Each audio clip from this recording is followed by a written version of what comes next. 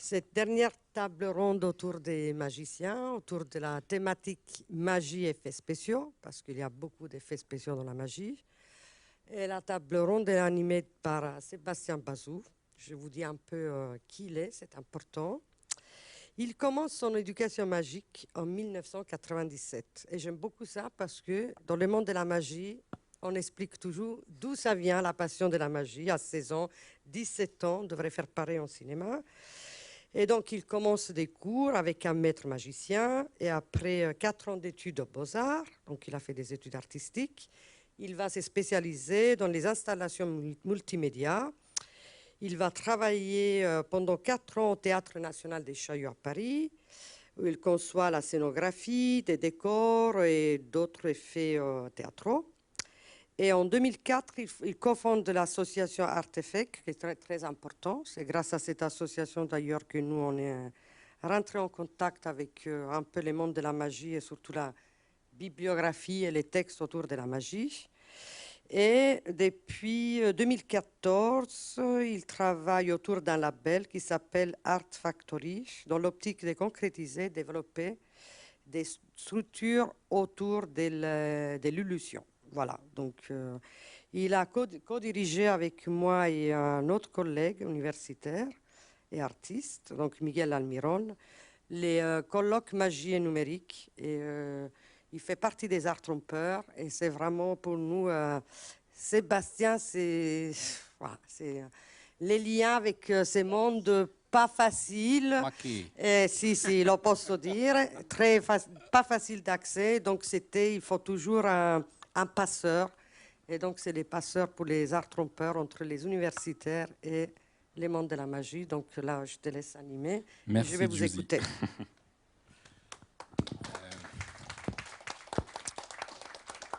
Alors, avant de commencer, j'aimerais remercier donc les 3 organisatrices, Giusy, Caroline et Réjeanne, pour m'avoir permis d'organiser donc cette table ronde et de faire le lien entre le cinéma et la magie au travers des effets spéciaux. Je vais vous présenter donc mes invités. Ils ne sont pas au complet, ils vont peut-être être rejoints dans le cours de la soirée. Mais on va commencer par Gaëtan Blum. Gaëtan qui est acteur, magicien, présentateur, conférencier et consultant artistique. Donc c'est un homme de scène, de cinéma, un artiste mondialement reconnu et célébré par ses pairs. Il se fait connaître dans le cinéma populaire en interprétant le personnage de Gaëtan dans le film de Claude Zidi, Les Sous-doués. Il a travaillé pendant 14 ans au Crazy Horse, à Paris, et sur les scènes des plus célèbres cabarets du monde et music hall, ainsi que dans les plus prestigieuses émissions de télévision. Il est l'auteur de nombreux tours de magie, vidéos et notes de conférences où sont répertoriées toutes ses créations originales. Il est également créateur d'effets spéciaux pour le cinéma et le théâtre. Ben oui, un petit peu. Beaucoup. On verra ça tout à l'heure. Nous avons ensuite Claude Depiante. Claude, qui est auteur, magicien, comédien et hypnothérapeute. Claude explore depuis plus de 20 ans les différents aspects de l'art, d'utiliser des histoires magiques pour faire des spectacles, convaincre, former, développer des potentiels ou provoquer l'auto-guérison. Il est le créateur de la compagnie du Scarabée jaune, et mêle théâtre et magie, et a dirigé un atelier de fabrication et de conception de grandes illusions spécialisé notamment dans la lévitation.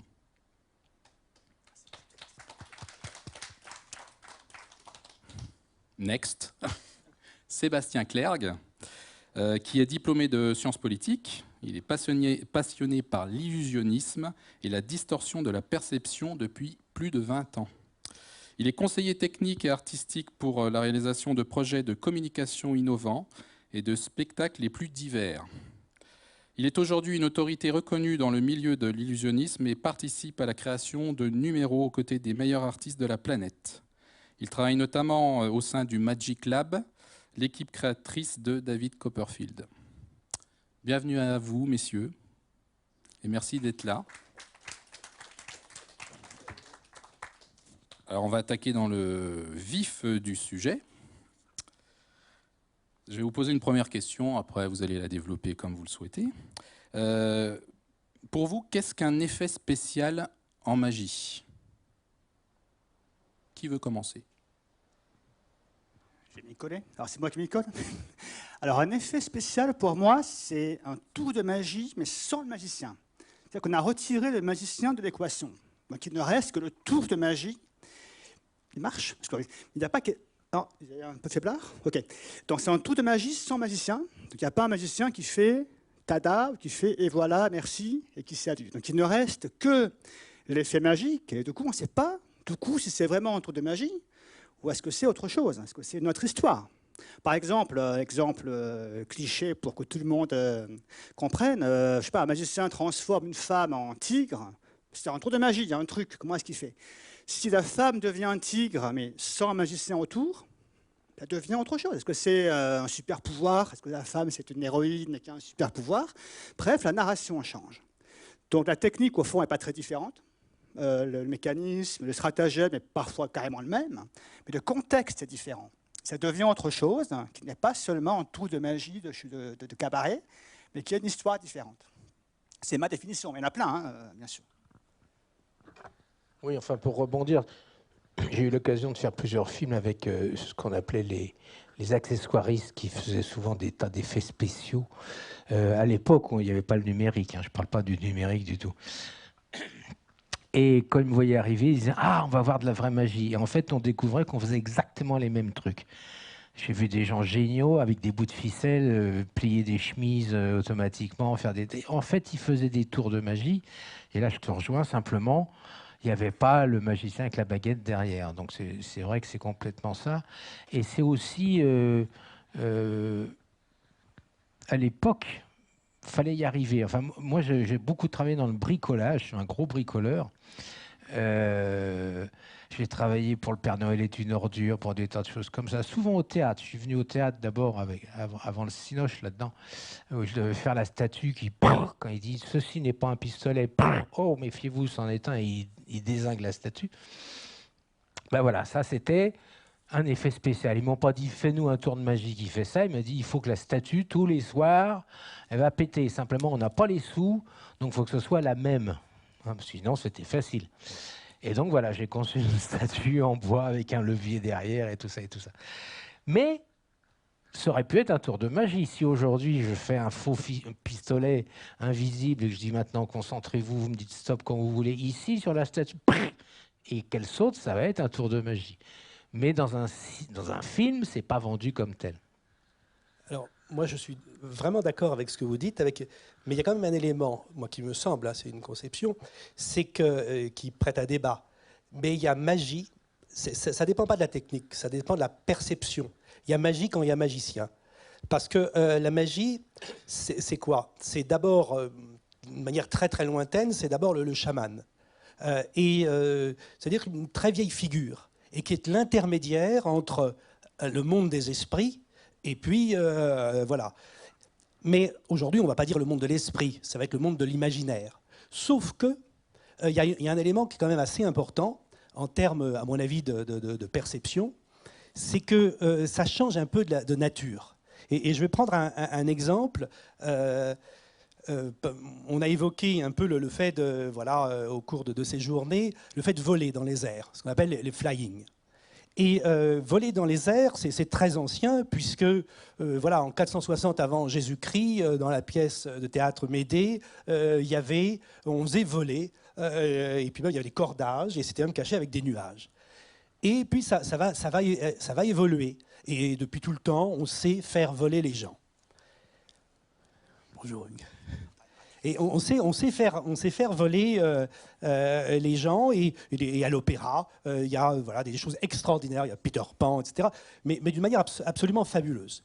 Mais en termes de perception du spectateur, avec exactement la technique, il va se passer quelque chose comme quand David Copperfield va faire exactement la même chose sur scène. Il va faire un flying.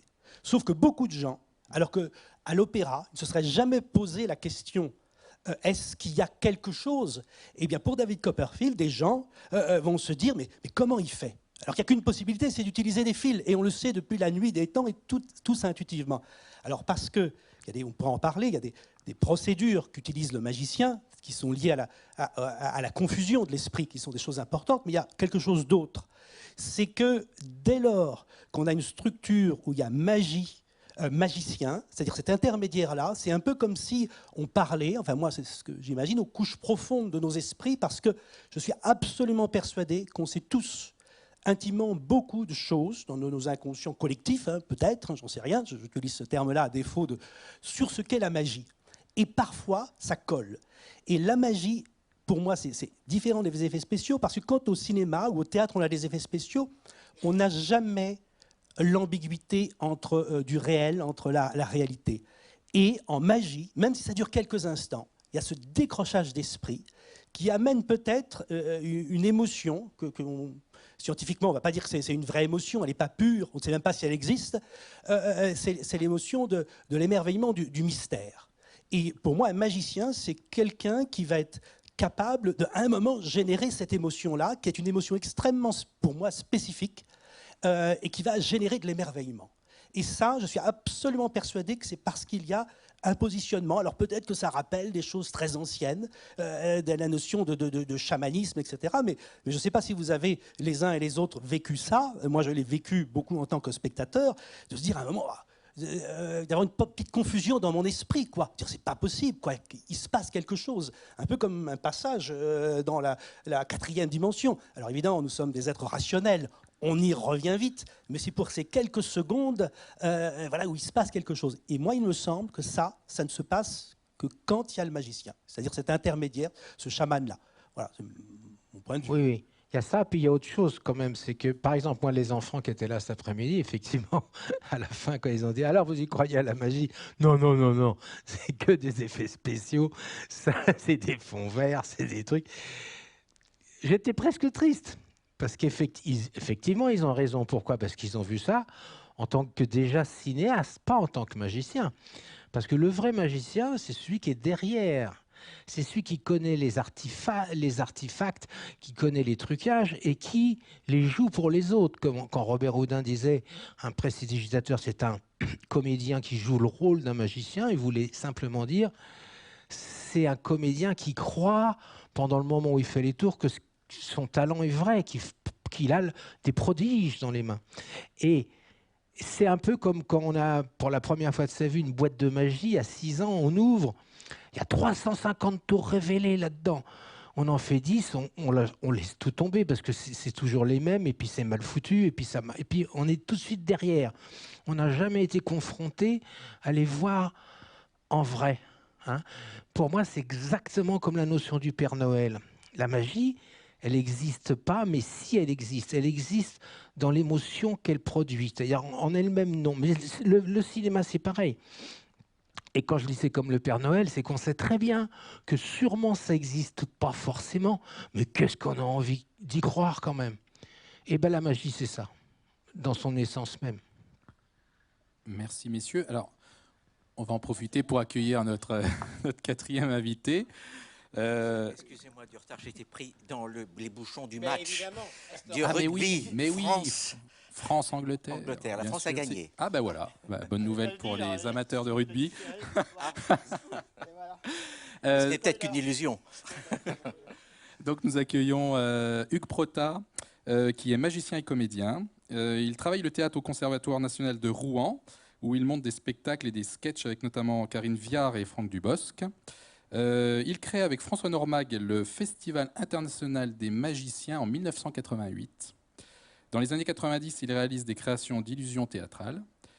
Il collabore également en tant que conseiller magique sur plusieurs émissions de télévision. Il travaille dans le monde entier avec ses numéros d'esprit théâtral où il aime interpréter des personnages hauts en couleur. Bienvenue Hugues. Merci.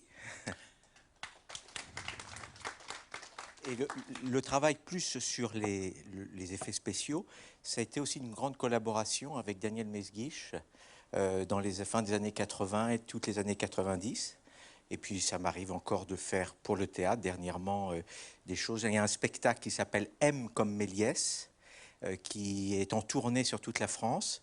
Avec Philippe Beau, on a travaillé sur quelques effets. Et je pense, je ne sais pas si vous avez évoqué Méliès. Pas encore, hein, on était au début du processus. Parce que je pense que Georges Méliès est l'esprit même, pour moi, du lien, de la jointure entre l'art de la prestidigitation et tout ce que vous venez de dire sur Robert Houdin et le cinéma, bien sûr. Voilà. C'est pour ça qu'on est là aussi, pour faire ce lien. Simplement, je voulais avoir ton point de vue sur qu'est-ce qu'un effet spécial en magie pour toi. Eh ben, je vais rejoindre quand même certaines choses qui viennent d'être dites. On va avant tout essayer de retrouver une émotion. Moi, j'en réfère souvent. Je ne sais pas s'il y a des magiciens ou des gens qui ont eu un parcours de livres autour des ouvrages de Jacques Delors, mais j'en reviens souvent à ces ouvrages-là, parce que Jacques Delors, le magicien, hein, pas l'homme politique, a écrit 3 ouvrages, soit Le Magicien, soit L'Enchanteur et l'Éternel Magicien, où il parlait justement de cette émotion. Gaëtan et puis Claude viennent de le dire, il faut y croire, à un moment donné, c'est comme le Père Noël, on a envie d'y croire, mais Jacques Delors va un tout petit peu plus loin, parce qu'il dit, à un moment donné, la magie, il va jusque-là, elle existe. Alors, la part, c'est l'émotion, c'est le subconscient, c'est la mémoire enfouie de plein de choses de très très très loin. Mais en tout cas, il dit ça à plusieurs reprises dans ses ouvrages. Et puis, il a écrit pendant 20 ans dans une revue Magicus où il développe cette pensée-là en permanence, où il dit « Non, non ». Au moment où vous y êtes, alors il y a le côté interprète, il y a le côté comédien qui croit en cette chose au moment où il le fait. Chaque comédien, quand vous écoutez ces grands interprètes, vont vous dire, dans la pièce, on sait qu'on joue, mais à un moment donné, il faut quand même être dedans. Eh bien, c'est un petit peu ça. Et il dit, Jacques Delors, que nous aurions une sorte de nostalgie du merveilleux, qu'il y aurait dans notre ADN de l'humanité quelque chose qui vient de très, très, très, très, très, très loin. Peut-être qu'il remonte à 13 milliards d'années, je ne sais pas jusqu'où il remonte, mais qu'il y aurait vraiment de la magie et qu'à chaque fois qu'on vient voir un spectacle de magicien ou au cinéma des effets spéciaux, puisque pour moi, le créateur vraiment du scénario et du cinéma, c'est Georges Méliès. C'est Georges Méliès qui était avant tout un magicien. Je pense que, avant qu'il décède, Pierre Etex, j'avais une conversation avec lui, il me disait « Le cinéma ne serait pas né si ça n'avait pas été le cerveau de Georges Méliès, qui était avant tout un magicien. » Voilà. Très bien. Et en plus, je pense que la magie, c'est une pensée, c'est la pensée magique.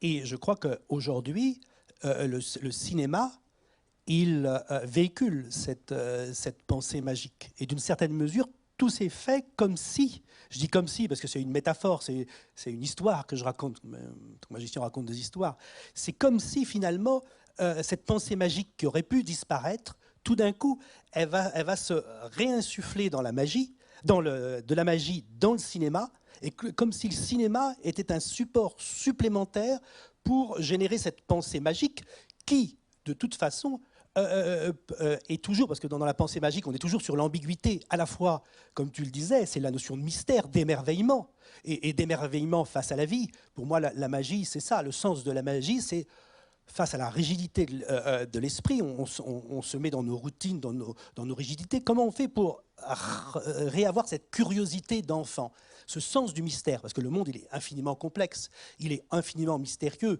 Notre vision du réel, c'est une illusion. Le monde, il est complexe. Quand vous regardez vos mains, par exemple, vous n'y voyez rien. Alors, parce que simplement, vos yeux vous limitent. Mais il y a des milliards de petites bestioles qui grouillent. Quand on dit ça, c'est une table, c'est, comment dirais-je, c'est plein et c'est solide, et puis c'est immobile. Eh bien non, c'est scientifiquement que, évidemment, c'est principalement du vide et du mouvement. Donc le monde, il est infiniment complexe. On ne peut pas le percevoir. Donc à un moment, à chaque époque, on fige le réel, on le fige. Et on est quelqu'un, finalement, par exemple, qui ne va pas bien,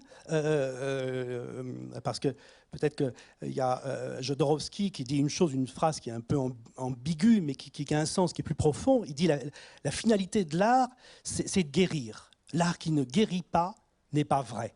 Alors ça peut difficilement se comprendre cette phrase-là parce que en fait ce qu'il veut dire c'est qu'à un moment le sens de l'art c'est de remettre du chaos, de remettre du bazar dans l'esprit, de manière à retrouver tout simplement ce mystère, cette curiosité, cette vie qui fait, voilà, cette envie qui fait que c'est le propre de la guérison. Quand on va mal, c'est qu'on est figé dans notre petit monde, etc. Et puis tout d'un coup, on peut revoir la magie du monde comme son mystère, etc. Et je pense que c'est ça, principalement le rôle métaphorique du magicien. Et on en parlait. Moi, ce que je trouve génial dans la magie, c'est aussi, il y a un sens de l'ingéniosité humaine. C'est de dire qu'un magicien, c'est souvent avec 3 bouts de ficelle, il crée des miracles. Et je trouve que c'est un magnifique message à donner à tous les jeunes et à tout le monde, de se dire, ben voilà, ils l'ont fait parce qu'ils ne savaient pas que c'était impossible. Et quelque part, les magiciens, ils sont cette métaphore-là.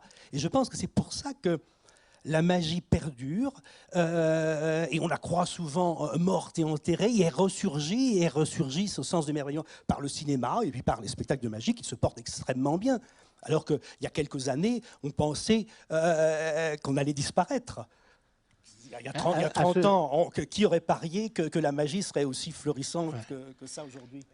Au sujet du côté bricolage et tout ça, il y a 2 musées qu'il faut absolument aller voir. Il y en a un qui s'appelle Bricoleur de Lune, qui est un monsieur qui fabrique des automates, mais d'une façon complètement incroyable, et c'est en Bretagne. Et puis, il y a le musée, alors ça, je vous recommande, le musée de Jour de Fête, qui est à Sainte-Sévère. Ils ont fait à Sainte-Sévère, vraiment, c'est dans le village où a été tourné Jour de Fête de Jacques Tati. Ils ont fait vraiment une sorte de module complètement fou, où on traverse le film carrément. On s'installe dans un auditorium un peu comme ça, puis tout d'un coup, tout ça monte. Et il y a une sorte de diorama avec des tas de choses qui se passent. Et à la fin, quand on s'en va, ils ont reconstitué entièrement le café de Jour de Fête, où tout se passe, toutes les actions. Et il y a 2 documentaires d'un monsieur qu'on a connu un petit peu, qui s'appelait Pierre Del. Et Pierre Del nous raconte comment il a réalisé tous les trucages à la main, quoi, avec juste du génie et 3 bouts de ficelle de tous les trucages de Jour de Fête et de bien d'autres films. Donc si vous avez un week-end de libre, allez voir ça. Alors je vais revenir à des choses plus terre à terre. Mais voici pour rebondir, parce que l'argument des 3 bouts de ficelle est très vrai. Souvent, c'est des petits trucs très simples qui sont après sublimés par une présentation, par les faits, par l'histoire qu'on raconte. Mais ne sous-estimons pas l'autre outil qui, parfois même nous surprend, nous dépasse, c'est la réaction des gens. C'est-à-dire le scénario qu'ils vont se faire après. On leur montre un truc, et ils nous racontent le truc qu'ils ont vu parfois un mois après, et c'est tout à fait autre chose. La capacité à recréer un souvenir qui n'a pas lieu, à ce qu'on appelle nous en magie des faux souvenirs, vous créez une parenthèse d'oubli. C'est-à-dire qu'on a triché là, mais quand on récapitule ce qu'on a fait, on parle de ça, mais pas de ça. On oublie de mentionner ce qu'on a fait à un certain moment, et le faux souvenir que vont se créer les gens, va sublimer le truc. Donc ne sous-estimons pas, il y a des trucs de base, effectivement souvent simples, pas facile, simple, on va confondre facile et simple. Donc c'est simple, c'est rarement facile. C'est des bouts de ficelle, mais il faut voir comment ils sont faits, il faut voir la ficelle, il faut voir où c'est accroché. Mais parfois après, c'est l'autre outil qu'on emploie, c'est la perception des gens qui vont voir le truc et qui vont l'améliorer, le sublimer, le rendre encore plus fort. Et c'est pareil en cinéma, un trucage parfois très simple, par exemple la perspective, mettre au premier plan de caméra une maison, une grosse maison, et au fond des petites maisons, la perspective crée une illusion que tout est pareil. L'illusion est créée par des gens qui regardent. C'est pas juste 2 objets tout simples, c'est le fait que les gens voient à l'écran une fausse perspective qui crée l'illusion. Donc parfois, c'est une combinaison de ce qu'on fait, nos principes magiques mis en scène, et qui sont effectivement souvent simples, et l'ajout créé par la perception des gens qui vont le voir. Alors vous avez partiellement répondu, ça sera ma deuxième question. Quelle différence faites-vous entre un effet spécial et un trucage? Je crois qu'il y a autant de définitions, je crois, que de personnes. Non, moi, je n'en vois pas trop. Parce qu'on a vu un petit peu... Oui, je ne connaissais pas l'origine du mot truc et tout ça. Tout à l'heure, oui. Qui est intéressant. Nous, en magie, on n'utilise pas le mot effet spécial. On fait des trucs, on fait des... Par contre, le mot effet, il est utilisé par tous les tours de magie, dans toutes les encyclopédies de quoi que ce soit. Effet, c'est ce que voient les gens, ce qu'ils doivent voir. Qu'est-ce qui se passe pendant que le magicien fait son tour. Et après, le trucage, c'est l'explication, c'est l'arcane du truc, Moi, de mon côté. Pardon. Je crois que c'est vraiment petite subtilité de jeu de mots entre les magiciens et les gens de cinéma. Moi, en termes de vocabulaire, mais c'est uniquement ça n'est pas personnel, mais je veux dire, c'est la manière dont je perçois les choses. Alors, je ne dis pas qu'il y a des réalités derrière, mais la manière dont moi j'utilise ces deux mots est totalement différente parce que moi, d'un point de vue théâtral, puisque mon travail consiste principalement à mêler le théâtre et la magie, je vais distinguer le trucage, le truc, qui est le support de l'effet magique. Pour moi, je veux produire de la magie. Et quand je vais utiliser, pour moi, je dis pas que, ce que je vais appeler des effets spéciaux, c'est des choses qui ne sont pas destinées à produire l'émotion magique, mais qui va produire des effets ne jouant pas sur l'ambiguïté du réel. Alors, et ça peut être les mêmes techniques. Je vous donne un exemple très simple.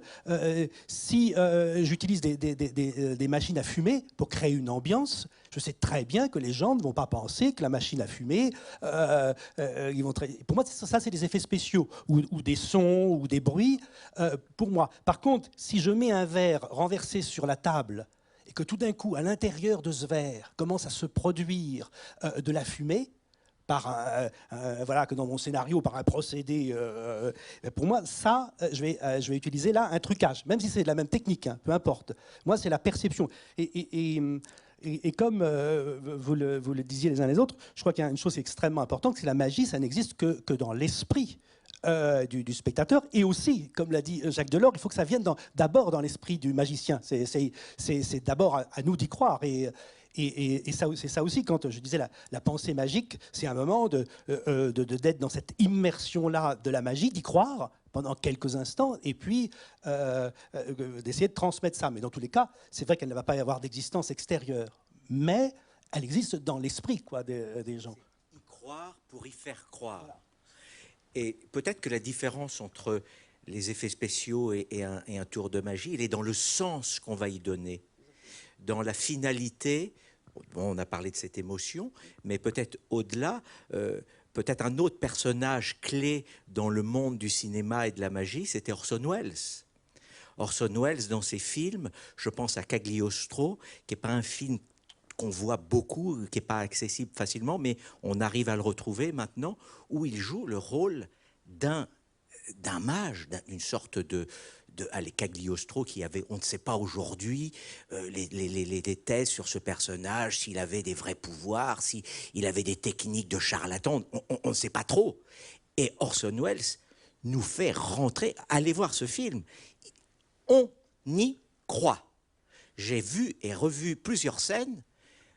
Orson Welles, il incarne le mystère, mais pas d'une façon de fantaisie. On y croit vraiment. Alors il y a les procédés, on peut décortiquer, il y a vraiment des effets magiques qui se passent avec des systèmes de cinéma, avec des méthodes de magiciens, il a combiné plein de choses. Et puis il y a l'art de filmer, l'art de créer des atmosphères et une ambiance.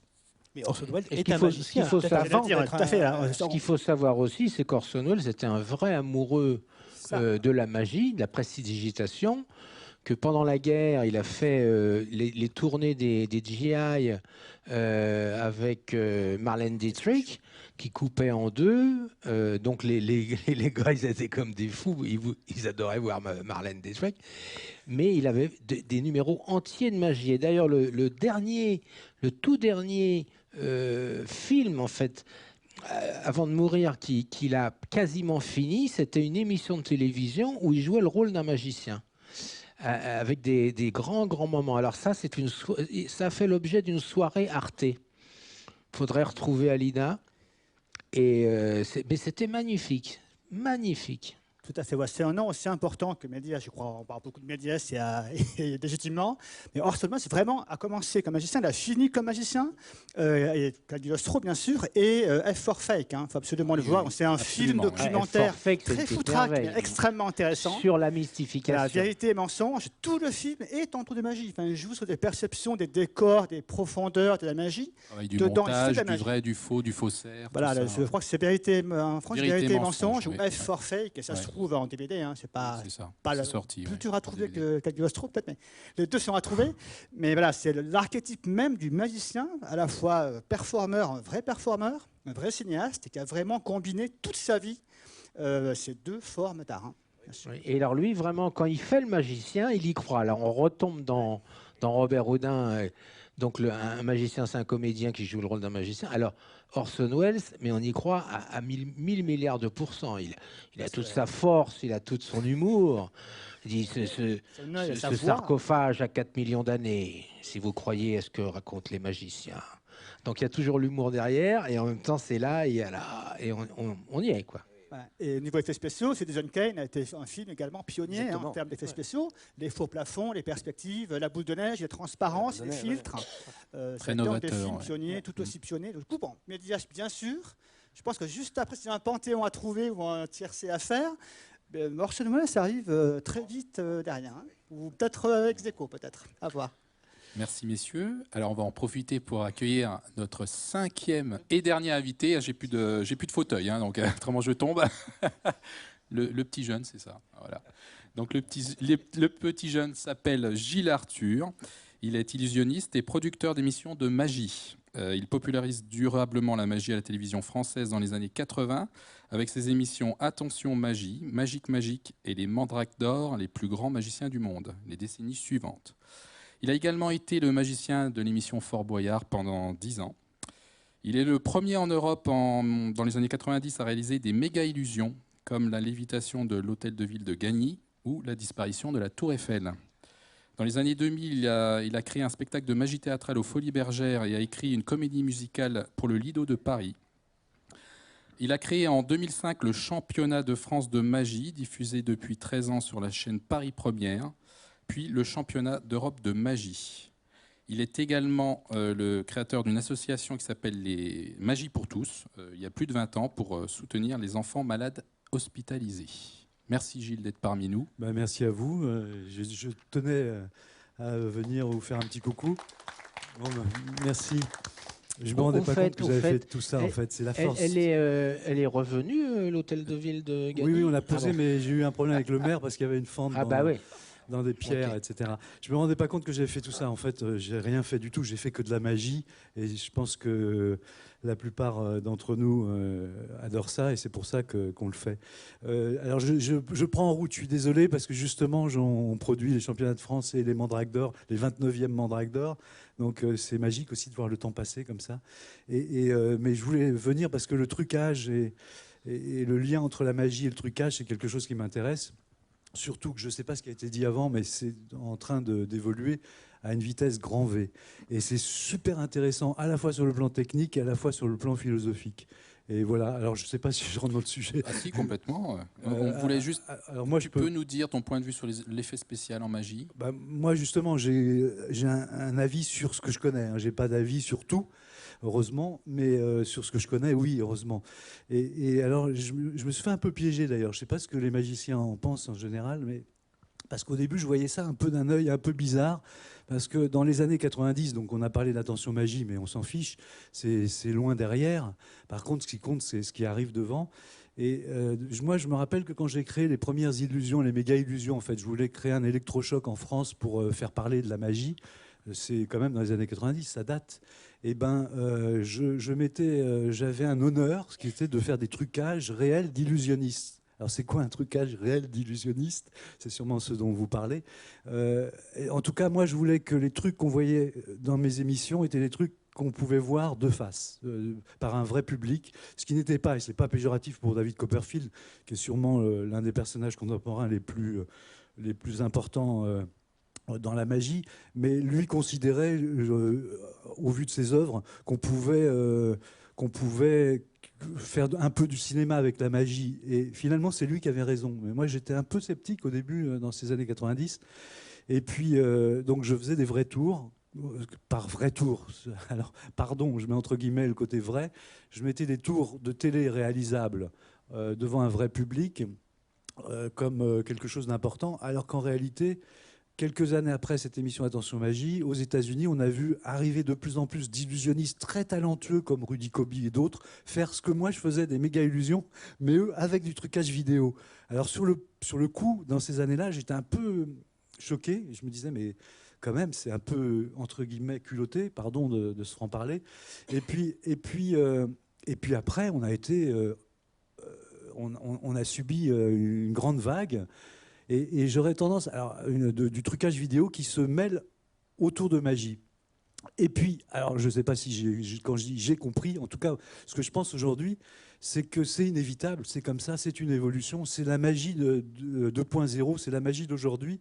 Il faut vivre avec et l'utiliser le mieux possible. Alors, je ne sais pas ce que vous en pensez, j'ai très peu échangé avec des magiciens, mais ça m'intéresse vraiment. C'est-à-dire qu'en fait, c'est comme la chanson, le son. Le son numérique, avant d'être le son numérique, c'était un son analogique. Pardon, je suis bavard, mais je suis passionné. On est là pour ça. Il y avait le son analogique, c'était le disque avec le petit craquement, etc. On adorait ça. Et puis quand on a vu le son numérique arriver, au début, on se disait mais c'est quoi ça? C'est froid, etc. Et très vite, la technologie a pris le dessus et la création numérique est devenue plus pointue et donc dans le son. Et maintenant, évidemment, le son analogique, c'est de l'histoire ancienne. Et j'allais dire, dans la magie, c'est un peu pareil. J'ai l'impression qu'on est au début de l'exploitation du numérique dans la magie. Mais on ne pourra pas faire autrement. Je crois que c'est une vague comme ça qui fait avec. Et pour conclure très rapidement, j'ai par exemple la dernière émission de magie qui est passée sur les ondes, sur M6, je crois. C'est l'émission d'Éric Antoine. Et donc lui, alors encore une fois, c'est pas péjoratif puisque vous avez compris ce que j'étais en train de dire. Moi, pour faire apparaître une voiture dans les années 90, ça me coûtait très cher parce qu'il fallait inventer un truc qu'on pouvait voir de près, en vrai, entre guillemets. Et eux, ils s'embêtent pas, ils truquent, la caméra, etc. Et c'est du trucage aussi. Et c'était bien fait. Et finalement, le public s'en fiche. Le public d'aujourd'hui s'en fiche. Donc, je crois qu'il faut aller avec ça et que c'est comme ça que la magie évoluera, avec le trucage vidéo exploité. Maintenant, je crois aussi qu'il faut apprendre à l'exploiter avec art pour faire honneur à la magie. Voilà. Oui, je dirais avec un peu de dignité, parce que c'est vrai que sinon, c'est la porte ouverte à des tas de choses. Je prends juste quelqu'un que je connais un tout petit peu, mais avec qui je ne suis pas complètement d'accord, qui s'appelle Dynamo, qui est très très connu en Angleterre principalement, mais enfin qui a des millions de vues, où ce monsieur, il traverse la Tamise, les mains en croix et tout ça. Oui, et effectivement, David Copperfield, il a fait disparaître la Statue de la Liberté. Ouais, mais à quel moment? Oui, c'est vrai. Quand on me dit Copperfield, ah oui, il a fait disparaître la Statue de la Liberté. Mais alors comment il fait? C'est quoi le truc? Ça fait pas doute qu'il y a un truc qu'ils comprennent pas, mais alors que là, c'est Jésus-Christ qui revient, quoi. Oui. Tu vois. Et ça, voilà, à mon avis, il y a aussi des limites à pas trop franchir. Oui, Gaëtan, pourquoi les magiciens seraient les seuls à ne pas pouvoir utiliser ça? C'est ça le problème. Ah non, c'est une question personnelle de tout un chacun de comment se vendre. On va retomber sur Uri Geller, on va tomber sur tous ces gens-là. Après, c'est une question d'éthique personnelle. Tu fais ce que tu veux. C'est un débat apparemment très prégnant, le trucage vidéo. Oui. Oui, je voulais. Alors simplement, c'est une question que je voulais vous poser. C'était la dernière, donc c'est bien. On commence par la fin, c'est super. Non, mais c'est un sujet intéressant, l'utilisation des effets spéciaux dans la magie pour la télévision et Internet. Il y a aussi ces deux facteurs-là. C'est vrai que ça se développe de plus en plus, notamment, comme l'a dit Gaëtan, avec la street magic, la guérilla magique plutôt, où on ne sait plus où est le trucage physique, le trucage numérique. Ils utilisent aussi le montage, des angles de prise de vue, et tout ça en fait est mélangé. Oui, mais sur Internet, on voit, il y a j'ai pas son nom en tête, mais un magicien, il saute dans son short, Zach King. C'est que de la magie numérique, c'est très drôle parce qu'on c'est revendiqué magie. On croit pas une seule seconde que c'est vrai. On sent que c'est un effet. Mais il y en a, ils utilisent l'ambiguïté. Ah oui. Comme tu l'as dit, avec Dynamo notamment. Mais Seb, on peut... Non, mais c'est un des débats qui fait rage actuellement chez nous. Ouais. C'est voilà, jusqu'où Non, mais c'est peut-on aller dans le intéressant. trucage, la perspective de cadrage et compagnie. La règle apparemment qu'on s'est fixée, mais bon, chaque règle est mobile, hein, c'est qu'on ne doit pas faire en télé ce qu'on ne peut refaire en vrai, même si le trucage est différent. C'est ça, on peut faire un autre truc en vrai, tant que l'effet est perçu comme le même, ça passe encore en gros. Donc, après, je ne suis pas pour les trucages vidéo, hein, je ne suis pas en train de prêcher ce qu'on combat ou qu'on critique, mais ça, Gilles, je pense que tu es au courant de ça depuis très longtemps. La magie n'est pas vraiment l'ami de la télé. Une caméra est un œil fixe, un peu mort, un peu plat. Ça a souvent, au fil des ans, aplati la magie. Alors qu'en 3D, en vrai, il y a une expérience partagée entre êtres humains. Il y a un regard qui est mobile, qui bouge, qu'on peut diriger. Notre trucage s'ouvre à nous, qu'une caméra tue, parce qu'une caméra, c'est un cadre fixe. Et l'œil humain qui voit un écran de cinéma ou de télé peut effectivement s'y placer et voir des choses, des trucages qu'il ne verrait pas en vrai. Donc, du coup, pour combattre ça à une époque, on a grugé un petit peu, on a amélioré l'effet, effectivement, en rajoutant 2, 3 trucages. Alors, pas forcément en vidéo, mais un cadrage avantageux, ou parfois, là, on met un poteau décoratif, mais qui sert à cacher, en fait, un truc qu'on verrait. Bref, le montage, hein, on coupe parfois là où ça nous arrange. Donc, où est la ligne entre l'éthique, alors le trucage, effectivement, Dynamo a parfois abusé, de montage un peu... Je complète ce que tu dis. Maintenant, on n'a plus besoin de montage, on peut faire un plan séquence. On a l'illusion de la continuité, mais avec le numérique, tout est oui, bon, dans un plan séquence, on peut couper l'action, on la reprend avec une caméra mécanique qui fait 2 fois le même mouvement.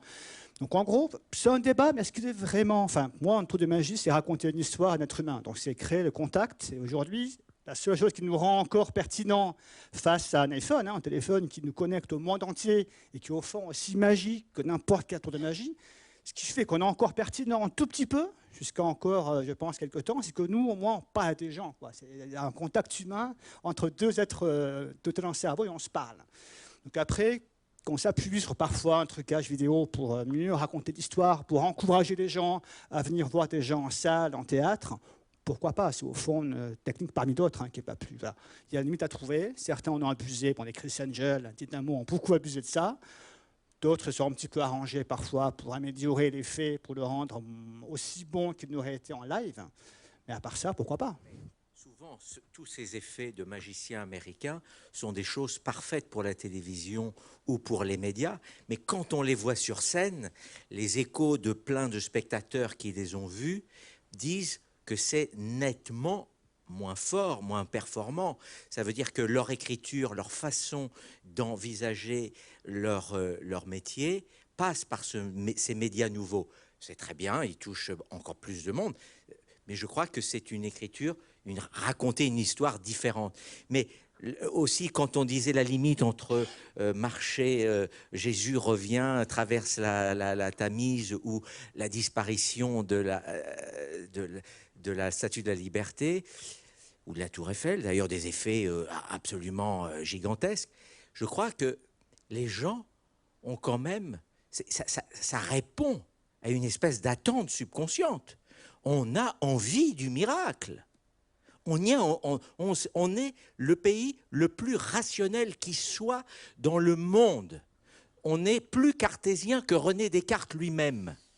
On est ici dans le monde de la science, ok, et de l'industrie.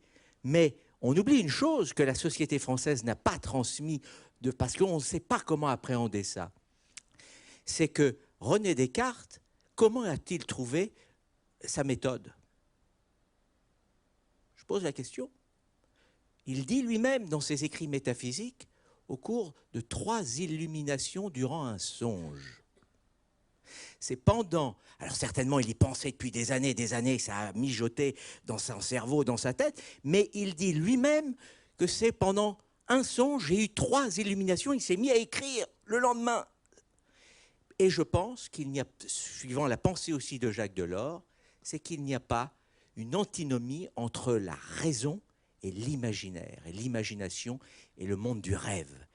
Et que si on arrive à... Et le cinéma et les magiciens sont là pour réconcilier un petit peu ça. Et pas seulement rester dans un discours d'affrontement de l'un la raison face au miracle. Oui, et là où tu as d'autant plus raison, c'est que la science aujourd'hui, au contraire, nous ramène dans le rêve. Oui. Quand tu vois les neurosciences, la physique quantique, etc. Je lis en ce moment un bouquin, L'ordre du temps, de Carlos Rovelli, je crois, un Italien, qui revoit tout à fait la notion du temps. Il dit, nous sommes à une époque où le temps est exactement comme à l'époque où on pouvait penser que la Terre était plate, et qu'il y a eu 5 siècles avant Jésus-Christ. Ça redevient une possibilité oui. Pour certains. Voilà, c'est plein de nouveautés. Et il a fallu entre 5 siècles avant Jésus-Christ et Galilée pour démontrer que la Terre était ronde. Pourtant, il y a un mec, 20 siècles plus tôt, qui a dit la Terre flotte. On le prenait pour un fou. Et la relativité d'Einstein, à ses tout débuts, on le prenait également pour un dingue. Et pourtant, toutes les hypothèses d'aujourd'hui montrent que la science, comme tu dis, Claude, nous ouvre vers quelque chose de totalement nouveau et on fait basculer les frontières du possible. Il y a un point qui n'a pas forcément à voir, mais que j'aimerais juste un tout petit peu évoquer, c'est en même temps, avec toutes les technologies qui sont là partout et de plus en plus, en voyant même les films de Méliès, c'est-à-dire que souvent on perd un peu de cette poésie-là. Il y a une vraie poésie qui nous fait du bien, je trouve. C'est comme dans les films de Pierre Étex, c'est comme dans les films de Gondry, de Tati, ces gens-là où il y avait des effets spéciaux, des choses, mais il y a une sorte... On sent bien que, ou même Podalides, il y a des choses qu'on perçoit comme étant pas Retour vers le futur, je sais pas quoi, que j'adore d'ailleurs, mais et ça, faudrait surtout pas que l'hypertechnologie nous fasse perdre ça. Mais quand même, il y a un langage, je reprends par rapport parce que ça me fait penser ce que tu évoques. Aujourd'hui, l'image nous amène à un langage nouveau. Et on a parlé des magiciens qui ont réussi quelque chose. J'ai parlé d'un qui fut l'un des plus grands magiciens et qui a raté quelque chose. C'est Harry Houdini. Harry Houdini, ça a été certainement l'homme de communication le plus puissant qui est. Sauf que quand il a voulu passer au film, faire des films, parce qu'il a fait des films, ça a été un échec total, parce qu'il n'a pas compris le langage du cinéma. Et il a voulu refaire, avec son langage d'homme de scène, refaire des films qui ont été des catastrophes et qui ont été des bides complets, alors que c'était non seulement un magicien, un illusionniste puissant. Alors après, en tant qu'escapologiste, il y a des interrogations, etc. Mais peu importe, c'est un illusionniste puissant, un homme de communication extraordinaire qui utilisait les médias de l'époque, sauf que quand il passe à l'image, au film, au cinéma, eh bien, il ne comprend pas ce langage-là. Ses scénarios sont mauvais, sa rythmique est mauvaise, et à chaque fois...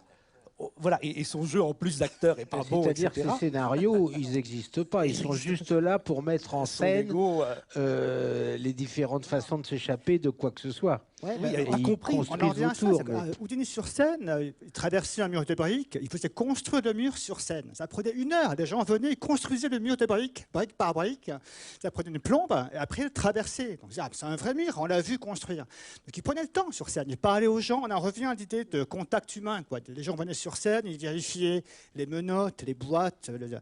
Le cinéma, pour le coup, a créé une distance. Il a raccourci ça pour tenir le format de l'époque, qui était 1 heure, je crois même pas, 3/4 d'heure. Et du coup, ça devenait téléphoné, enfin accéléré, on perdait le charme du réel, quoi. Donc tout l'enjeu pour nous, c'est parfois de transposer ce qu'on sait faire sur une scène, au théâtre, fait par d'autres, ou au cinéma, où effectivement, il faut aller au plus simple et au plus court. Et on perd un peu le conditionnement d'histoire qu'il y a autour de ça. On va passer à une question un peu plus concrète. Comment vous utilisez l'effet spécial et les trucages dans votre travail, au travers de vos collaborations ou de votre travail personnel? Comment ça se matérialise? Oui, cinéma, théâtre... Bon, très honnêtement, ça se raréfie terriblement, nos boulots à nous, hein, parce que maintenant, effectivement, la première solution, c'est de faire du numérique. Donc, moi, la dernière le dernier gros boulot que j'ai fait, c'était pour Christian Fechner, pour la petite sorcière, Ma femme est une sorcière, Un amour de sorcière, avec Vanessa Paradis et Jeanne Moreau. Et ça, j'avais adoré, parce que, bon, Christian Fechner, c'était le producteur qu'on connaît, mais c'était en même temps un fou de magie, mais un fou de magie complet, qui avait commencé en étant ventriloque, quand il avait 16 ans, 17 ans. Il avait fait un peu de magie, il avait laissé tomber. Et en fait, après avoir été le producteur d'Antoine, des problèmes, il commence à rentrer dans le cinéma avec les Charlots, et tout, et il devient finalement le directeur de la Gaumont, quand même. Une sorte d'ascension comme ça. Et pendant un de ses films, à la fin du film, il y a son assistante de production, qui est une femme adorable, qui s'appelle Hélène Bernardin, qui était de la famille Bernardin du Crazy Horse, mais peu importe, qui lui offre à la fin du film les mémoires de Robert Houdin. Et là, il lit ça, il dévore ça, et il tombe amoureux complet du travail de Robert Houdin. Et il dit, mais qu'est-ce que je pourrais... Si j'étais Robert Houdin aujourd'hui, comment je penserais? Qu'est-ce que je pourrais faire comme numéro? Voilà. Ça, je vous le fais très court, mais il a réussi à concevoir avec une équipe de choc dont j'ai fait partie, et c'était peut-être l'année la plus incroyable de ma vie. Et il a fini à la FISM, la Fédération internationale des sociétés magiques, avec le Grand Prix des illusions. Donc il a vraiment étonné tout le monde. Tous les magiciens qui ont vu son numéro, ils n'ont aucune idée de comment rien marchait. Parce qu'il reprenait chaque truc, mais comme Robert Houdin en son temps l'avait fait, en l'améliorant, mais à 100 000 milliards de %. Je vous dis, par exemple, un truc... Il y avait à l'époque un tour, c'était un poste de radio, on le couvrait avec un châle, et puis hop, on enlevait le châle, il n'y avait plus de poste. Bon, on disait, tiens, peut-être qu'il se plie dedans, quoi. Mais lui, il le faisait avec une télévision. Alors, il avait une télévision, il faisait marcher la télévision, donc on voyait le film, on entendait le son. Il n'avait pas un châle, il avait pris sa veste, il mettait sa veste sur la télé, il couvrait, il tapait dessus, on sentait que c'était costaud. Tuc, tuc, tuc, tuc, tuc. Roulement de tambour, il n'y avait plus la télé, il regardait sa veste. Alors normalement, dans le tour normal des magiciens, on ne peut pas vraiment le châle, il est un petit peu truqué à l'intérieur, on ne peut pas le lancer. Ben, lui, il prenait sa veste, chauffe, il lançait dans le public, rien à voir. Deuxième effet, coup de tonnerre. Et troisième effet, il prenait la table, et c'était une table entièrement transparente, donc il n'y avait rien qui était dans la table et quoi que ce soit. Innovation totale, quoi. Alors donc, enfin tout ça pour vous parler un peu du monsieur Fechner, magicien. Et un jour, il m'appelle et il dit, tiens, moi, là, je vais préparer Un amour de sorcière avec René Manzor. Et j'ai besoin d'une équipe de magiciens. Alors, c'était un peu les débuts quand même des effets numériques et tout ça. Mais il disait, non, mais moi, je veux que mes comédiens, ils aient pas des fonds verts et des trucs. Je veux qu'ils aient du tangible pour jouer avec. Bon. Et donc pendant 6 mois, on a été une équipe de 3 magiciens. Il y avait moi, il y avait Georges Proust, il y avait Alpha. Et on a travaillé les 3 quarts. Je veux dire les 3 quarts, parce que le quart qui reste, on ne pouvait pas le faire. Et ça a été fait en numérique. Mais si vous pouvez regarder ce film, qui n'est pas un énorme film, je vous le dis tout de suite, mais qui est très regardable quand même, il y a la plupart de tous les effets, sauf à la fin, quand Jean Reno se liquéfie, bref, ça c'est fait en... Hein, on aurait pu le faire, mais on ne l'a pas fait. Mais les effets de lévitation, les effets... Il y a une scène qui est merveilleuse. Elle envoûte la petite sorcière, donc Vanessa, elle envoûte son futur fiancé. Donc ils arrivent dans une clairière et elle la longe par terre et elle fait un cercle d'amour avec un filtre, enfin du sable, comme ça, elle l'entoure complètement. Et là, elle fait des intonations et des choses. Et là, en fait, elle va le déshabiller sans le toucher. Et ça veut dire que sa ceinture se défait toute seule, sa braguette aussi, ses chaussures partent, Bon, et après, c'est très sobre. Hein, bon, on les retrouve au matin, il s'est passé ce qu'il s'est passé, et là, on voit les fleurs tout autour d'eux qui commencent à pousser dans le champ, et là, on part au loin, et là, toute la prairie qui était verte et pleine de fleurs. Alors, le dernier plan, oui, il est fait en numérique, mais dans une salle à peu près grande comme l'auditorium, on a construit une vraie clairière. Georges Proust a fabriqué plus de 3000 fleurs dans des tubes qui pouvaient descendre, monter à volonté. Et moi, j'ai fait la ceinture, la braguette, les pompes et tout le reste. Ça m'étonne pas. On peut. Mais je peux vous dire qu'effectivement, il y a. Évidemment, si vous ne le savez pas, vous allez dire, oh bah oui, c'est des effets machin. Mais non, c'était vraiment fait à la louche, quoi. On peut regarder la bande-annonce pour avoir une petite idée. On ne voit pas grand-chose dans la bande-annonce, mais regardez le film. Ça dure 2 minutes. Ça peut se jouer sur YouTube. Si la technique peut lancer la bande-annonce. Merci. Il y avait 2 machineries que j'ai passées à Alpha pour la lévitation. Quand tu étais petit, tu avais des pouvoirs magiques. Tu pouvais parler aux oiseaux. Tu pouvais changer leur couleur. J'avais les mêmes pouvoirs que toi, jusqu'à ce que je rencontre Michael Fern. Michael avait un pouvoir bien plus puissant que les nôtres. Le pouvoir d'être surpris. Le pouvoir de trébucher. Le pouvoir de tomber amoureux. Est-ce qu'il t'aurait envoûté par hasard? Je suis une sorcière. Les sorcières peuvent pas tomber amoureuses. Tu es la plus belle chose qui me soit jamais arrivée. Tu es la seule magie dont j'ai besoin. Michael est le dernier parrain vivant. Moloch est sans descendance. Il ne reculera devant rien pour avoir Arthur.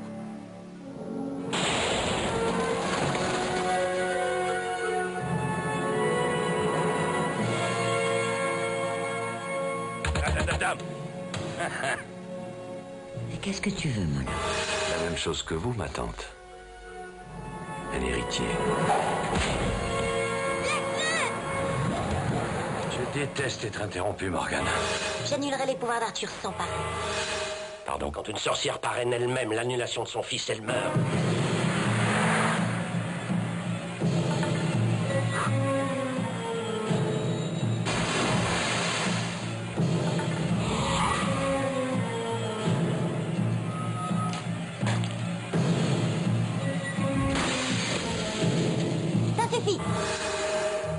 Chérie, comment est-ce possible? Comme dans le conte de fées, grand-mère. La petite sorcière savait bien qu'elle pouvait pas tomber amoureuse. Mais pour elle, ça n'avait pas d'importance. Elle se posait pas de questions parce que elle se moquait des réponses.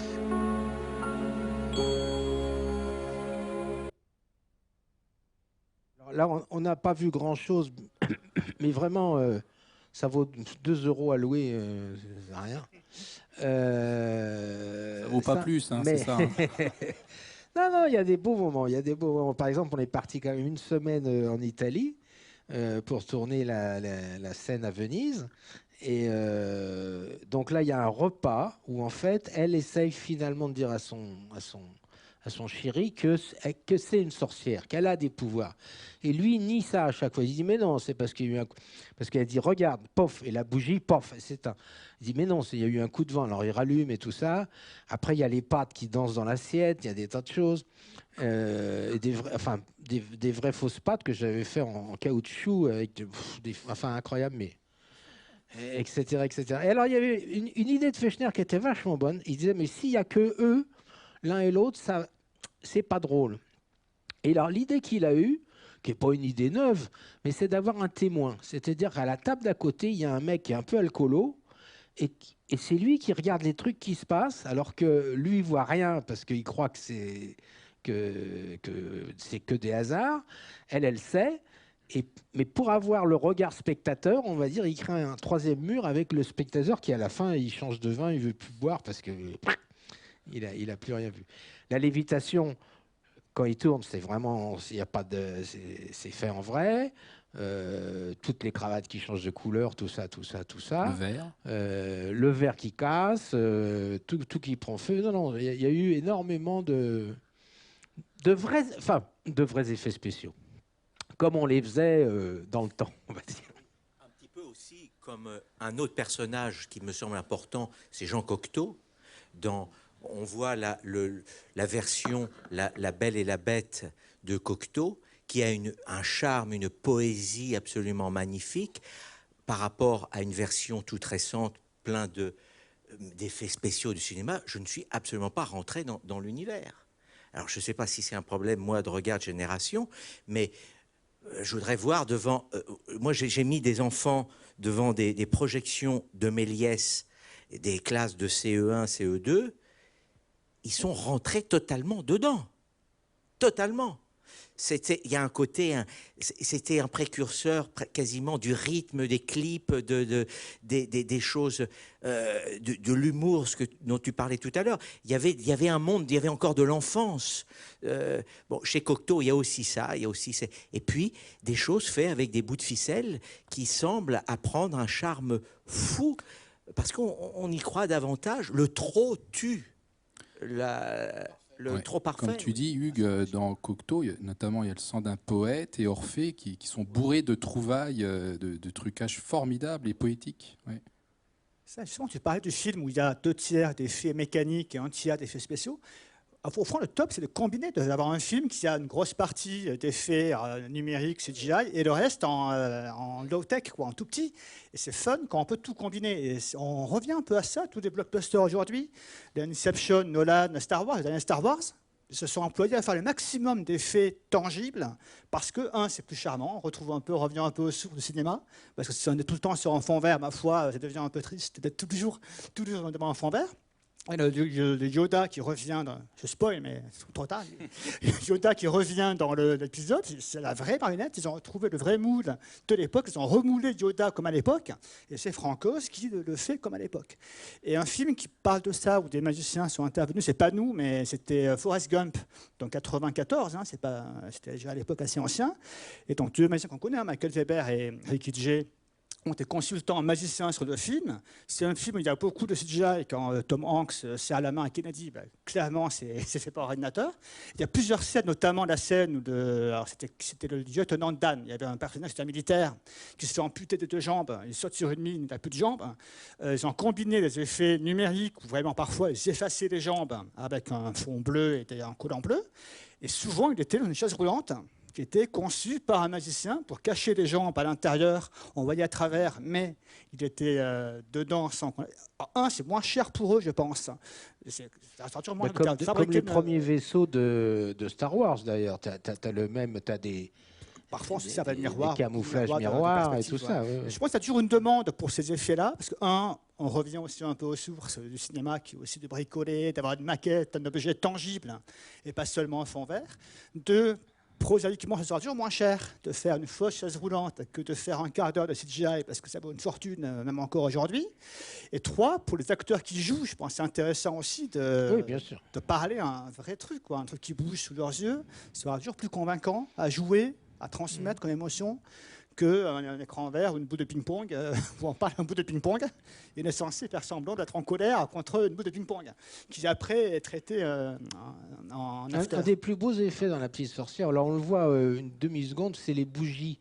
Quand le méchant il arrive, il traverse, toutes ces grosses bougies fondent là, à vue. Et ça, c'est complètement fait en live. On l'a tourné 6-7 fois, il fallait 3 heures de préparation à chaque fois. Enfin, on avait 2 jeux, mais quand même. Et c'est Alpha qui a fait ça énormément. Moi, je l'ai repris, mais ça reste. Moi, je l'ai retravaillé ça dans un effet théâtral en Suisse il n'y a pas longtemps pour montrer simplement une nuit qui passe. C'est-à-dire qu'il allume la bougie, puis on reste dans la pénombre et en 20 secondes, il n'y a plus rien, quoi. Et on est au matin. Et ça fonctionne terriblement bien en live, quoi. Terriblement.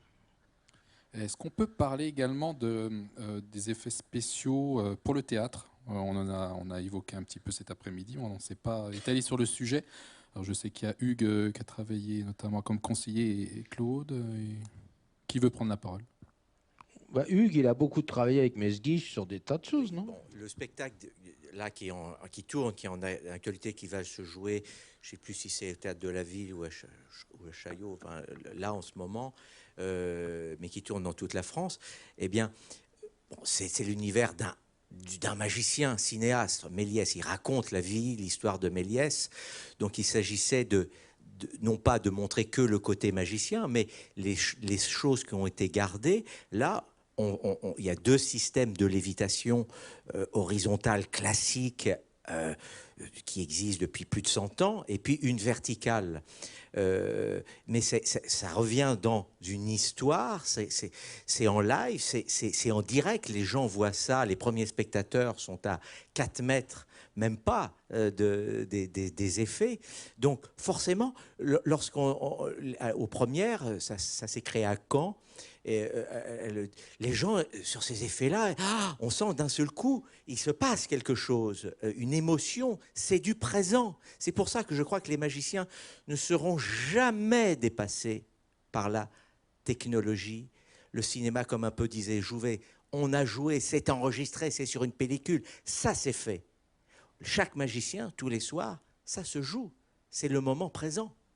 Et ça, c'est irremplaçable. Dieu merci pour nous. Mais donc, je pense que dans 1000 ans, les tours qui ont été faits par Robert Houdin auront toujours de l'impact, avec un décorum comme a pu faire remoderniser à son époque Fechner, mais c'est l'esprit était là, d'emmener les gens dans le moment présent, que chaque magicien, ce qu'on fait tous, à chaque représentation, chaque spectacle, c'est là. Et c'est ça la force du théâtre, des effets. Nous, on n'utilise pas trop le mot effets spéciaux, c'est vrai aussi, même si quand on réadapte pour une pièce, on parle en effet de techniques réadaptées pour la pièce. Alors allez voir, là, ça va se jouer, là c'est en train d'être répété. Alors là, ça va être bourré de magie. C'est à la Comédie Française, dans la salle c'est au théâtre qui était de Dulin, comment le Vieux Colombier, c'est ça. Le Vieux Colombier, la compagnie 14-20 mis en scène par Raphaël Navarro et Valentine, sa compagne, sont en train de monter le Faust. En ce moment, j'ai vu quelques répétitions, je suis intervenu sur des petites choses, mais vous allez voir, c'est totalement magique, de A à Z. Et la pièce, pourquoi Éric Ruff a demandé à Raphaël, c'est parce que c'est une pièce qui est totalement dans un monde magique. Et donc, encore une fois, ça va venir vraiment en support d'écriture qu'aucun homme de théâtre aujourd'hui ne peut faire s'il n'est pas réellement magicien. Et comme eux, depuis 10-12 ans, ont développé, réadapté des techniques que faisaient déjà de vol au théâtre qu'on avait dans les schémas de Molière, les machineries de Molière. Les Paper Ghost aussi. Oui, mais les Paper Ghost un petit peu après, mais les vols au théâtre, c'est très, très, très vieux. Et sauf qu'ils ont modernisé avec les techniques, avec les méthodes, les outils vraiment contemporains et d'aujourd'hui. Et les illusions sont absolument merveilleuses. Et ce sera irremplaçable parce que les gens vont voir ça dans leur fauteuil et pas sur un écran.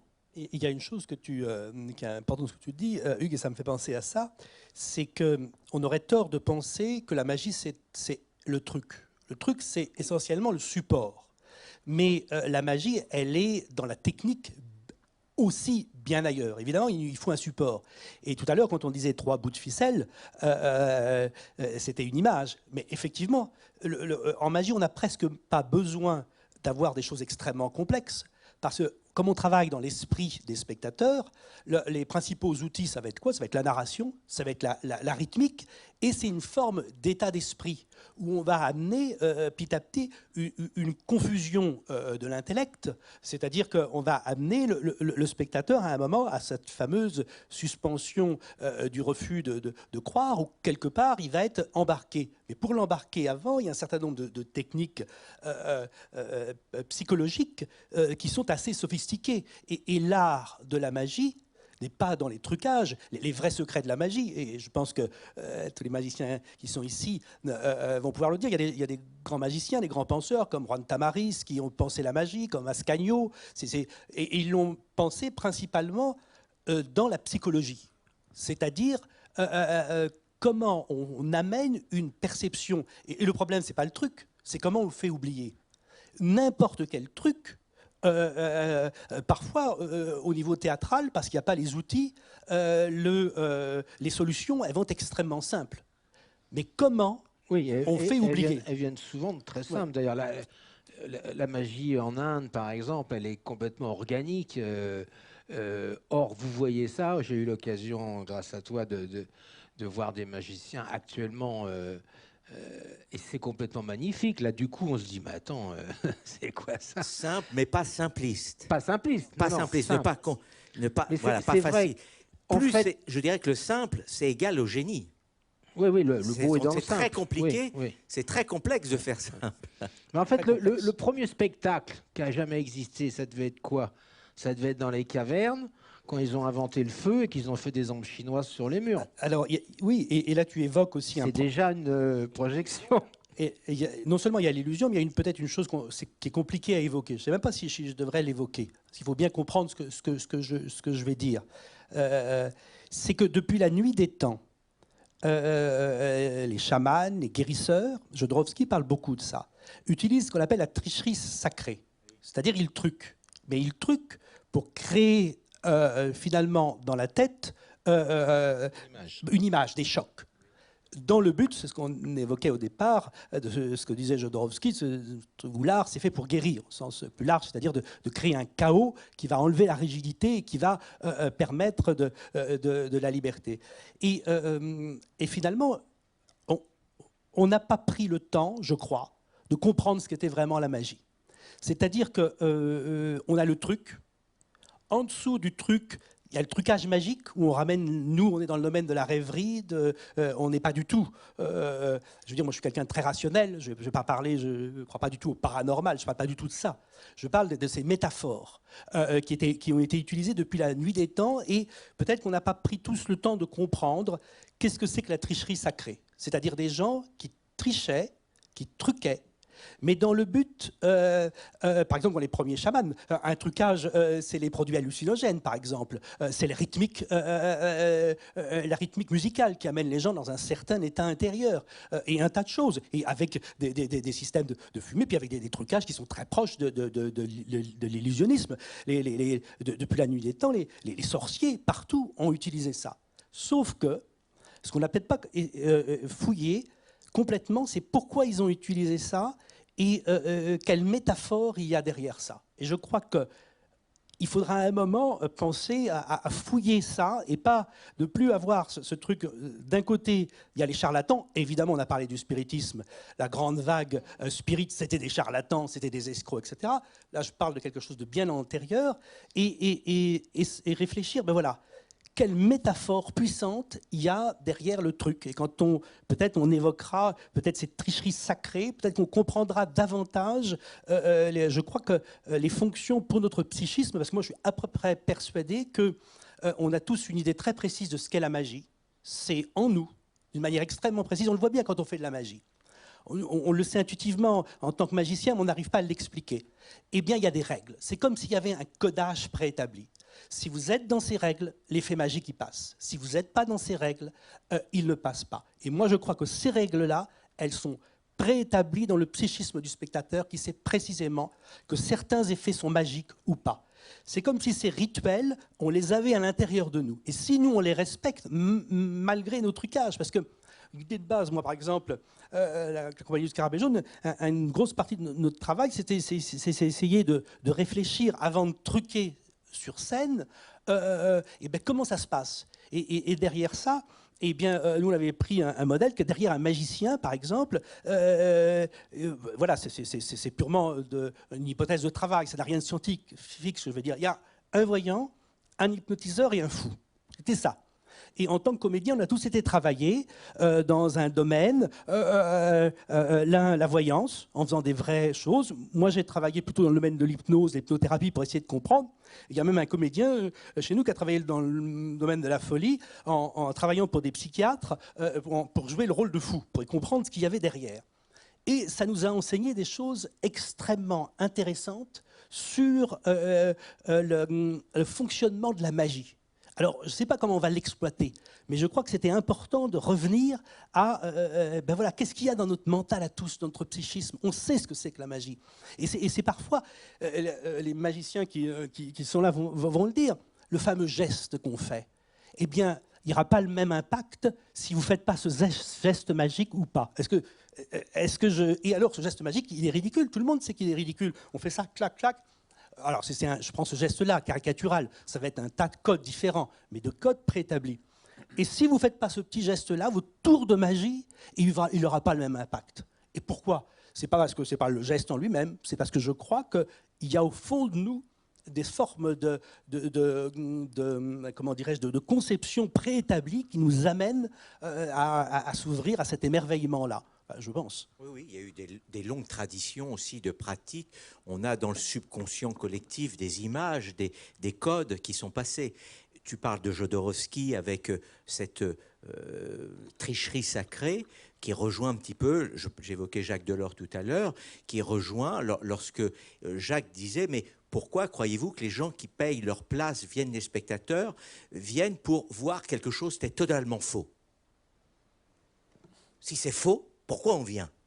C'est qu'on a un désir, on a une soif de se faire émerveiller. Il y a quelque chose enfoui au fond de nous, de retrouver le regard de l'enfant. Alors, on dit le regard de l'enfant, le monde de l'imaginaire, mais pour Jacques Delors, c'était quelque chose de totalement vrai. Et que le magicien doit ressentir en premier lieu, à un moment donné de sa vie, cette véritable sensation du magique, de l'émerveillement, si on veut pouvoir la retransmettre au spectateur. Et il évoquait que dans certaines mises en scène très à l'américaine, avec des grands shows, des grands effets spéciaux, c'était un de ses termes, il opposait un petit peu les effets spéciaux comme étant quelque chose qui va nous faire perdre cette sensation plus simple, plus vraie, plus humaine. Donc, il y a un juste équilibre à trouver, qui passe toujours, je crois, aussi par la narration de ce qu'on raconte. Raconte-moi une histoire. Hein. Un film, c'est raconte-moi une histoire. Que ce soit un gros budget, un petit budget, raconte-moi une histoire. Ce sera toujours vrai, quoique tout pourra changer, mais ça restera toujours imprégné en nous jusqu'à la fin, je pense. Hein. Raconte-moi une histoire, qu'elle soit en vrai, au cinéma, par écrit, en poème. L'interprétation qu'on en fait, parce que Houdini est passé à côté, parce que aussi c'était vraiment un très très mauvais acteur. Ça marchait pas du tout, alors qu'Orson Welles était dans la même chose, mais on y croyait. Bon, c'est quelques décennies après, mais pas si loin que ça. Hein. Une histoire de 20-25 ans seulement. Voilà, donc je crois que il y a tout ça, c'est une sorte d'alchimie qui se mélange. En parlant d'histoire, Sébastien, tu peux nous parler de ta collaboration avec David Copperfield, qui aime à raconter des histoires, qui travaille aussi ses scénarios, qui a travaillé avec Francis Ford Coppola dans les années 90 pour mettre des effets spéciaux en place, d'une narration, comme dans un film, voilà, qui mêle l'émotionnel. Coppola, Frank Capra, au début pour la Statue de la Liberté, justement, il avait cette méthode pour faire disparaître ce machin. Il disait comment je rends ça intéressant, crédible un minimum. Et c'est Frank Capra qui a coécrit avec lui l'histoire d'idée de la liberté qui ne doit pas disparaître. Donc si elle disparaît, il n'y a plus rien. Que se passe-t-il? Heureusement qu'elle revient. Il y avait une sous-lecture un petit peu patriotico intéressante d'ailleurs. C'est comme ça qu'il a pu le vendre, parce que sinon... Exactement. Personne n'y croyait. Le gouvernement ne voulait pas qu'on fasse disparaître la Exactement, il a fallu en plus autoriser à aller sur place et construire un truc autour, un rideau. Enfin, ça a duré des années hein, pour être fait. Et l'idée, c'était imaginer que notre pays soit sans liberté pendant quelques minutes. D'ailleurs, Frank Capra n'y croyait pas du tout. Et après, il revient. Enfin bon, c'était l'idée. C'est là-dessus qu'il a vendu. Il y a une lecture après. D'ailleurs, Capra disait, mais en tout, personne ne va y croire. Un gros truc comme ça, c'est sur un bidon. Et chercher à tout près à le convaincre de ne pas le faire, en fait. Et Copperfield adore qu'on le contredise et qu'on le décourage, donc il s'est battu pour le faire, et qu'après a dit j'ai trouvé la solution, en fait tu vas essayer, le rideau monte, il descend, elle est toujours là, tu échoues, tu n'arrives pas à ce qu'il disparaisse, et donc la liberté est plus forte que tout. Et il m'a dit quoi de personne qui est là, quoi? J'échoue, donc du coup je rate mon tour en télé, oui. Ce sera la symbolique et toute la liberté est plus forte que tout, il a dit non, pas question. Donc c'est pareil. Mais sinon, on parle de cinéma, il n'y a pas un effet en tout de Copperfield depuis 30 ans qui n'est pas basé sur un film, une scène de film. Pas un seul, hein. Même un truc qui paraît anodin. Quand je me demande, mais ça vient d'où ça? Me dit tel film, telle scène, il y a un truc à l'arrière-plan, ça, c'est ça. Oui, parce que quand on regarde ces constructions de numéros, c'est comme dans un film. Hein. Même dans son dernier show. Cette idée chaque numéro, tu as une mini-narration, un peu forcément à l'eau de rose, caricaturale, fait qu'en 5 minutes, c'est un film qui te raconte. Et la réalité dépasse la fiction, se mêle à la fiction. Il y a toujours ces allers-retours. Je pense notamment avec le numéro de son père dans le dernier show. Tout à fait. Effectivement, là, c'est la next step qu'il doit à tout prix réussir à faire. Et donc, ça marche moyen. Donc, on le convainc de ne pas le faire. Du coup, il adore et il ne sait pas pour le faire. Qui est finalement de faire un film sur scène. Donc, il veut totalement casser le média non pas faire de la magie en cinéma, mais un film de cinéma sur scène. Or, ce n'est pas les mêmes codes, ce n'est pas les mêmes narrations, ce n'est pas les mêmes durées, ce n'est pas le même moyen. Et il veut à tout prix convaincre tout le monde, y compris les cinéastes, que je peux faire un Pixar sur scène. Et donc il y a un effet d'un extraterrestre. C'est un peu E.T. en live, ce qui est compliqué quand même à imaginer, parce qu'il y a un vaisseau spatial qui apparaît, il y a un alien, un animatronique qui vient de cinéma, hein. Il lui parle et tout, il apparaît, il disparaît. C'est totalement bizarre parce qu'on a des codes, des musiques et des scènes où il meurt, mais il ne meurt pas. C'est E.T., quoi. Il meurt, il revient, il ne meurt pas. C'est tellement c'est un spectacle bizarre. Hybride, hein, complètement. Hein. Il essaie de dire est-ce qu'on peut arriver à dire à Pixar, je fais comme vous, mais sur scène, ou dire. Donc il fait venir des gens comme Abrams, comme Spielberg pour voir ça, qui disent tous c'est intéressant. C'est bizarre quand tu passes. C'est quand même spécial, quoi. Tu verras, je te montrerai. Et c'est un projet depuis 7 ans, ça coûtait plus cher qu'au Flying, plus cher que tout. Il continue à le faire et à essayer. Il change tous les soirs une phrase pour voir si. C'est un work in progress, quoi. Et le film c'est depuis 3-4 ans, hein, ça a beaucoup évolué. C'est sur scène, ça dure une demi-heure, il y a 30 minutes, en plein milieu, il dit.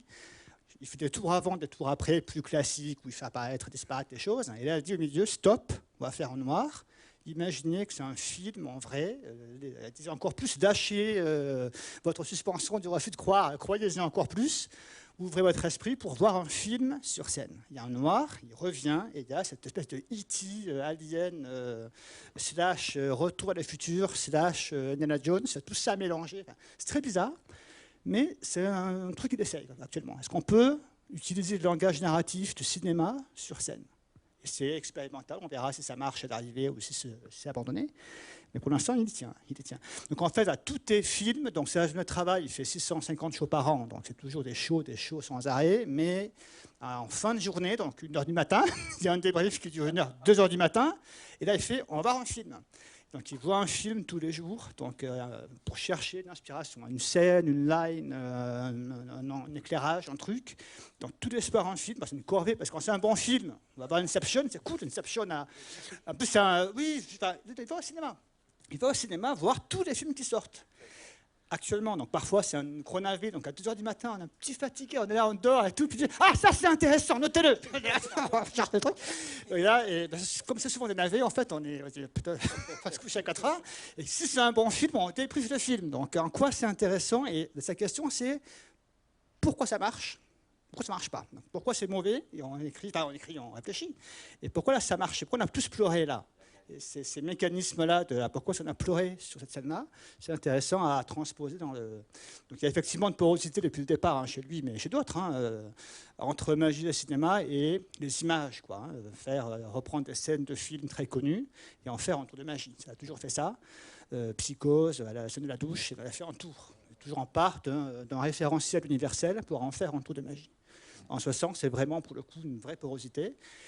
Et pour le coup, il emploie des systèmes de cinéma aujourd'hui sur scène. Même le truc, l'Alien, c'est l'animatronique fait par la même société qui a fait l'Alien du film, ou E.T., pas E.T., Predator, pas Predator, Terminator. Donc c'est les mêmes gens, et celle qui a fait les yeux de la poupée, là, de l'animatronique, est la même qui a fait ceux de E.T. et de Yoda.